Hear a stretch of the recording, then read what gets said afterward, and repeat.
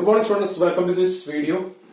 നമ്മൾ ഈ വീഡിയോയിൽ പഠിക്കുന്നത് എങ്ങനെയാണ് ഈ series inductor filter centre tap റെക്ടിഫയറും ബ്രിഡ്ജ് റെക്ടിഫയറുമായിട്ട് കണക്ട് ചെയ്യുന്നത്. ലാസ്റ്റ് വീഡിയോയിൽ നമ്മൾ പഠിച്ചിട്ടുണ്ട് ഈ series inductor filter requires continuous current flow. Series inductor ഫിൽറ്ററിന് കണ്ടിന്യൂസ് കറന്റ് ഫ്ലോ ആവശ്യമാണ്. അതിന്റെ വർക്കിങ്ങിന് കണ്ടിന്യൂസ് കറന്റ് ഫ്ലോ ആവശ്യമാണ്. അതുകൊണ്ട് നമ്മൾ പ്രിഫർ ചെയ്യുന്നത് കണ്ടിന്യൂസ് കറന്റ് ഫ്ലോ ഉള്ള സെന്റർ ടാപ്പ് റെക്ടിഫയറും ബ്രിഡ്ജ് റെക്ടിഫയറുമാണ് നമ്മൾ പ്രിഫർ ചെയ്യുന്നത്. കാരണം ഹാഫ് വേവ് റെക്ടിഫയർ നമുക്ക് യൂസ് ചെയ്യാൻ ബുദ്ധിമുട്ടാണ്. കാരണം half wave rectifier current flow is in alternate half cycle. സാധാരണഗതിയിൽ ഹാഫ് വേവ് റെക്ടിഫയറിൽ കറണ്ട് ഫ്ലോ ഉള്ളത് ഓൾട്ടർനേറ്റ് ഹാഫ് സൈക്കിളിലാണ്.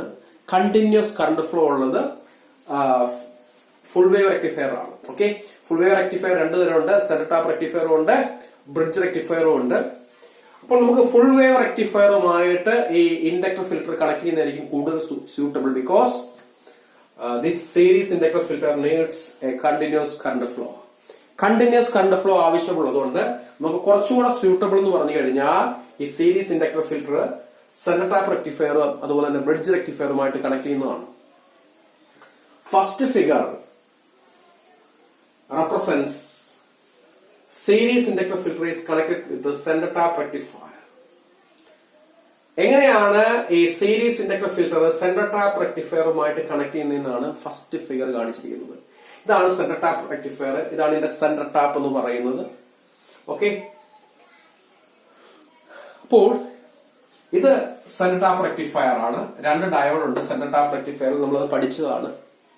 ഓക്കെ, ഇനി സെന്റർ ടാപ്പ് റെക്ടിഫയറിന്റെ ഔട്ട്പുട്ടിനെ നേരെ നമ്മൾ എങ്ങോട്ട് കൊടുക്കുന്നു? ഒരു സീരീസ് ഇൻഡക്ടർ ഫിൽറ്ററിലേക്ക് കൊടുക്കുന്നു. ഓക്കെ, ഇതാണ് ഇൻഡക്ടർ, ഇതാണ് ലോഡ് റെസിസ്റ്റർ. ഓക്കെ, അപ്പോൾ ഇതാണ് centre tap rectifier. This is centre tap rectifier consist of two diodes, namely D1 and D2. ഇപ്പോൾ സെന്റർ ടാപ്പ് റെക്ടിഫയറിനകത്ത് രണ്ട് ഡയോഡ് ഉണ്ട്, D1 ഉം D2. അതിന്റെ ഔട്ട്പുട്ടിനെ നേരെ സീരീസ് ഇൻഡക്ടർ ഫിൽറ്ററിലേക്ക് കൊടുക്കുന്നു. ഇതാണ് ഇൻഡക്ടർ, ഇതാണ് ലോഡ് റെസിസ്റ്റർ. ഇനി നമുക്ക് ഇവിടുത്തെ ഫിഗർ ഒന്ന് നോക്കാം. ഇതാണ് സാധാരണഗതിയിൽ സെന്റർ ടാപ്പ് റെക്ടിഫയറിന്റെ ഔട്ട്പുട്ട്. ഓക്കെ, ഇതാണ് സാധാരണഗതിയിൽ റെക്ടിഫയറിന്റെ ഔട്ട്പുട്ട്. നമ്മള് ഈ റെക്ടിഫയറിന്റെ ഔട്ട്പുട്ടിൽ DC കമ്പോണന്റിനോടൊപ്പം കുറച്ച് AC കമ്പോണന്റ് കാണും. അതിനെ വിളിക്കുന്ന പേരാണ് ripples. We have to remove this ripples using inductor. Okay, inductor ഉപയോഗിച്ച് നമുക്ക് AC കമ്പോണന്റിനെ ഫിൽട്ടർ ചെയ്ത് കളയണം. ഓക്കെ,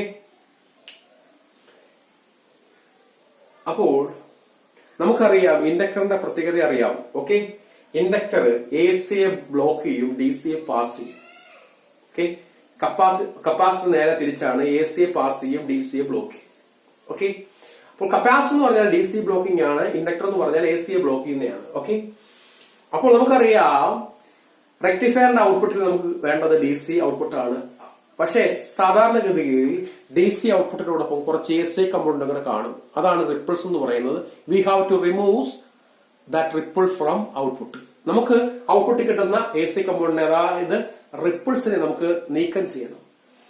അങ്ങനെ നീക്കം ചെയ്യാൻ വേണ്ടിയാണ് ഈ ഇൻഡക്ടർ യൂസ് ചെയ്യുന്നത്. ഇൻഡക്ടറിന് ഒരു പ്രോപ്പർട്ടി ഉണ്ട്, AC കമ്പോണന്റിനെ ബ്ലോക്ക് ചെയ്യും, ACയെ ബ്ലോക്ക് ചെയ്യും, DCയെ മാത്രമേ പാസ് ചെയ്യത്തുള്ളൂ. ACയെ ബ്ലോക്ക് ചെയ്യും ഇൻഡക്ടർ. അപ്പോൾ ഇൻഡക്ടർ ACയെ ബ്ലോക്ക് ചെയ്യും, അതായത് AC കമ്പോണന്റിനെ റിമൂവ് ചെയ്യും. അങ്ങനെ റിമൂവ് ചെയ്ത ഔട്ട്പുട്ടാണ് ഈ വരച്ചിരിക്കുന്നത്. വിത്ത് ഫിൽട്ടർ എന്ന് കാണിച്ചിരിക്കുന്നില്ലേ, ഇത് വരച്ചിരിക്കുന്നത് ഫിൽട്ടർ ചെയ്ത ഔട്ട്പുട്ടാണ്. ഇത് കാണിച്ചിരിക്കുന്നത് സാധാരണ റെക്ടിഫയറിന്റെ ഔട്ട്പുട്ടാണ്. ഈ വരച്ചിരിക്കുന്നത് ഫിൽട്ടേർഡ് ഔട്ട്പുട്ടാണ്, ഫിൽട്ടർ ചെയ്ത ഔട്ട്പുട്ടാണ് വരച്ചിരിക്കുന്നത്. ഓക്കെ, ഇനി നമുക്ക് രണ്ടാമത്തെ ഫിഗർ റെപ്രസെന്റ് ചെയ്യുന്നത് bridge rectifier is connected with series inductor filter. Bridge റെക്ടിഫയറിനെ സീരീസ് ഇൻഡക്ടർ ഫിൽറ്ററുമായിട്ട് കണക്ട് ചെയ്തിരിക്കുന്നു. Bridge rectifier consist of 4 diodes, namely D1, D2, D3 and D4. അപ്പോൾ ബ്രിഡ്ജ് റെക്ടിഫയറിനകത്ത് 4 ഡയോഡ് ഉണ്ട്, D1, D2, D3, D4 എന്നിങ്ങനെ 4 diode ഉണ്ട്, D1, D2, D3, D4. ഇനി ഈ റെക്ടിഫയറിന്റെ ഔട്ട്പുട്ടിനെ നമ്മൾ ഒരു സീരീസ് ഇൻഡക്ടർ ഫിൽറ്ററുമായിട്ട് കണക്ട് ചെയ്യിക്കും. ഇതാണ് ഇൻഡക്ടർ, ഇതാണ് ലോഡ് റെസിസ്റ്റർ. ഓക്കെ, അപ്പോൾ 4 ഡയോഡ് വരും ബ്രിഡ്ജ് റെക്ടിഫയറിനകത്ത്. ആ റെക്ടിഫയറിന്റെ ഔട്ട്പുട്ടിനെ ഒരു സീരീസ് ഇൻഡക്ടർ ഫിൽറ്ററുമായിട്ട് കണക്ട് ചെയ്തിരിക്കുന്നു. ഇതാണ് ഇൻഡക്ടർ, ഇതാണ് ലോഡ് റെസിസ്റ്റർ. ഓക്കെ, നമുക്കറിയാം ഇൻഡക്ടറിന്റെ പ്രോപ്പർട്ടി എന്ന് പറഞ്ഞാൽ എ സി കമ്പോണന്റിനെ ബ്ലോക്ക് ചെയ്യും, റിപ്പിൾസിനെ ബ്ലോക്ക് ചെയ്യും, എ സിയെ ബ്ലോക്ക് ചെയ്യും, ഡി സിയെ പാസ് ചെയ്യും. അപ്പോൾ റിപ്പിൾസിനെ എല്ലാം റിമൂവ് ചെയ്ത ഔട്ട്പുട്ടാണ് ഈ കാണിച്ചിരിക്കുന്നത്. ഓക്കെ, ഇതാണ് ഫിൽറ്ററിന്റെ ഔട്ട്പുട്ട്. ഈ വരച്ചിരിക്കുന്നതാണ് ഫിൽറ്ററിന്റെ ഔട്ട്പുട്ട് വിത്ത് ഫിൽറ്റർ. കണ്ടോ, ഇതാണ് ഫിൽറ്ററിന്റെ ഔട്ട്പുട്ട്. ഓക്കെ,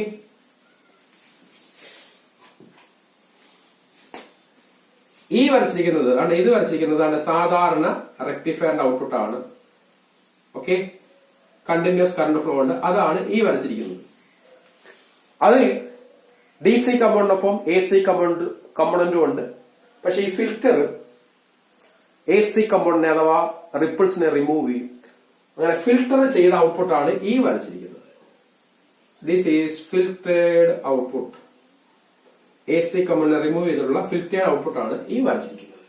ഓക്കെ, ഇങ്ങനെയാണ് സെൻട്രൽ ടാപ്പ് റെക്ടിഫയറും ബ്രിഡ്ജ് റെക്ടിഫയറുമായിട്ട് ഈ സീരീസ് ഇൻഡക്ടർ ഫിൽറ്റർ കണക്ട് ചെയ്യുന്നത്. ഓക്കെ.